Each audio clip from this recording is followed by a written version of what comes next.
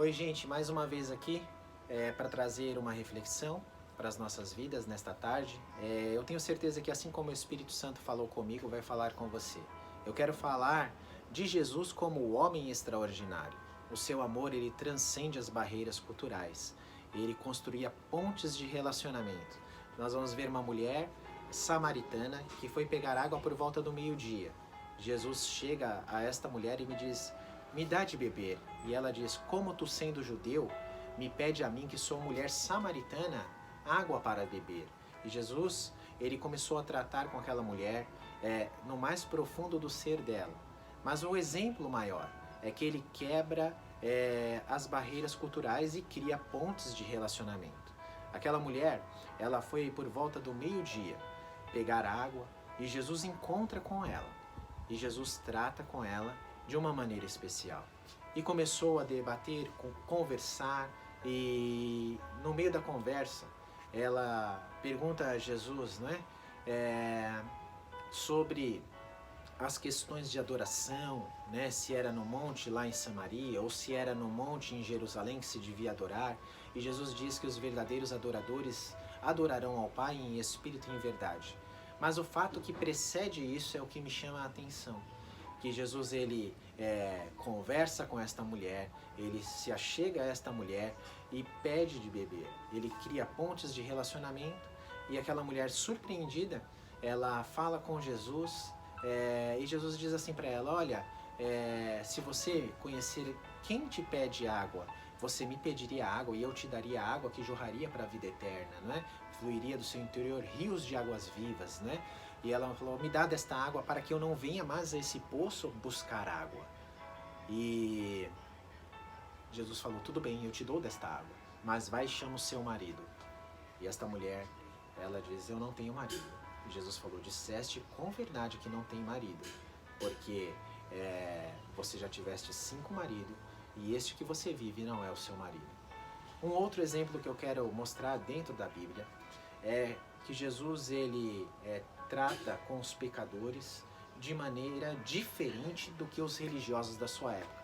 Os escribas e os fariseus, eles eram religiosos, legalistas ao extremo, e eles não se relacionavam com os publicanos, por exemplo, com os pecadores. Então eles se distanciavam destas pessoas.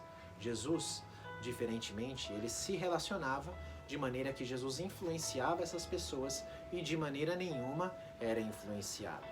Nós vamos ver isso, Jesus, em diversas passagens nos evangelhos, ele tratando com os pecadores de maneira amorosa, mas sempre alertando sobre a questão do pecado. Nós vamos ver que uma mulher foi pega num ato de adultério diante dos religiosos, os fariseus, da época, estavam acusando ela, trouxeram ela na presença de Jesus, e Jesus ali, tranquilo, sereno, escrevia sobre a areia. E os fariseus, querendo pegar Jesus em alguma falha, em algum ponto de vulnerabilidade, ele pergunta a Jesus, o que fazer? Jesus disse: olha, quem não tem pecado que atire a primeira pedra. E todos eles, um por um, foram deixando as pedras e saíram de cena. E Jesus chega para aquela mulher e diz assim para esta mulher: cadê, onde estão os teus acusadores? E ela diz: não restou nenhum, não tem ninguém. E Jesus falou: nem eu te condeno, mas eu tenho um alerta para você. Vá embora, vá e não peques mais. Nota a seriedade com o pecado que Jesus trata. Jesus, ele trata com o pecado de uma forma rigorosa e severa, porque o pecado nos afasta de Deus. Um outro ponto, Jesus, ele vai no capítulo 5 de João, e ele vê um homem junto a um tanque chamado Betesda, na qual tinha 5 alpendres. Jesus vê um homem lá sentado ou deitado numa cama há 38 anos. E Jesus pergunta para aquele homem: você quer ser curado? Você quer ficar são? Ele diz: olha, Senhor, não tem ninguém que quando a água é agitada me lance ao tanque. Porque a Bíblia diz no capítulo 5 de João que de tempo em tempo descia um anjo e movia as águas. E depois desse mover das águas, o primeiro que descesse ao tanque era curado de qualquer enfermidade. E ele diz: olha, não tem ninguém. Quando eu vou, alguém pretende me levar, já chega outra na frente e entra no meu lugar. E sabe o que acontece? Eu vejo Jesus amoroso com aquele homem, há 38 anos naquele estado. Jesus sabia que ele estava há muito tempo nesta situação, e talvez eu e você estejamos há muito tempo numa situação que talvez seja vexatória, uma situação desagradável, e Jesus, ele conhece as minhas e as suas debilidades, e ele vem ao nosso encontro nesta tarde para tratar das nossas vulnerabilidades, das nossas debilidades, assim como aquele homem tinha as suas deficiências e foi tratado por Jesus. E eu quero mostrar dentro desta palavra que Jesus, além de curar aquele homem, ele trata o pecado com rigor e severidade, porque aquele homem é curado. Jesus diz para ele: levanta, toma a tua cama e anda. Aquele homem é curado imediatamente e sai andando. Era um dia de sábado e os religiosos da época diz a ele assim: quem autorizou você a levar a cama? Ele não sabia que era Jesus que tinha curado ele. E sabe o que acontece? Depois de um tempo, Jesus encontra com ele e diz: eu vejo que você já está são. Eu vejo que você está muito bem. Eu tenho uma orientação para você, né? Não peques mais. Então, o problema daquele homem não era nem tanto a questão da sua deficiência física. O maior problema daquele homem era o pecado.